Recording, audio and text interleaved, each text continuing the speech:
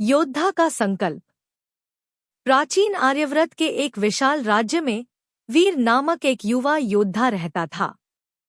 वह एक महान सेनापति का पुत्र था और अपनी बुद्धिमत्ता और साहस के लिए प्रसिद्ध था। परंतु जब समय आया कि वह अपने राज्य की रक्षा के लिए युद्ध में उतरे, तो उसके मन में संशय उत्पन्न हो गया। यदि मैं हार गया तो? यदि मैं मारा गया तो? क्या युद्ध करना सही है? ऐसे विचार उसके हृदय को व्याकुल करने लगे। एक संध्या, जब वह एक मंदिर के उपवन में भ्रमण कर रहा था, तब एक वृद्ध ऋषि ने उसे देखा। ऋषि ने उसके चेहरे पर चिंता की रेखाएं पढ़ ली और शांत स्वर में पूछा, वत्स, तुम्हारे मन में यह भय क्यों है? क्या तुम अपने धर्म का मार्ग भूल चुके हो? वीर ने सिर झुका लिया और उत्तर दिया, मैं भयभीत हूँ।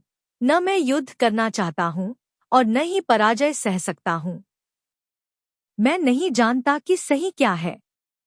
ऋषि मुस्कुराए और बोले, हतो वा प्राप्यसि स्वर्गम, जित्वा वा भोक्ष्यसे महिम। तस्मात् उत्तिष्ठ कौन्तेय युद्धाय कृतनिश्चय। यदि तुम युद्ध में मारे गए तो स्वर्ग प्राप्त करोगे, यदि विजय हुए तो पृथ्वी का सुख भोगोगे।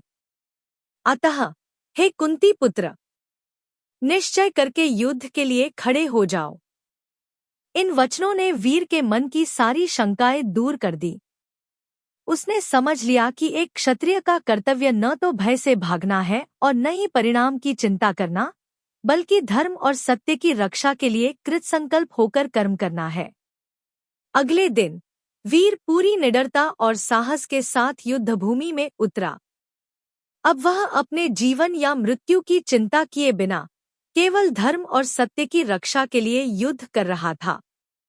उसकी वीरता और संकल्प की गाथा सदियों तक सुनाई जाती रही। वह केवल एक योद्धा ही नहीं, बल्कि कर्तव्य, साहस और निडरता का प्रतीक बन गया। शिक्षा।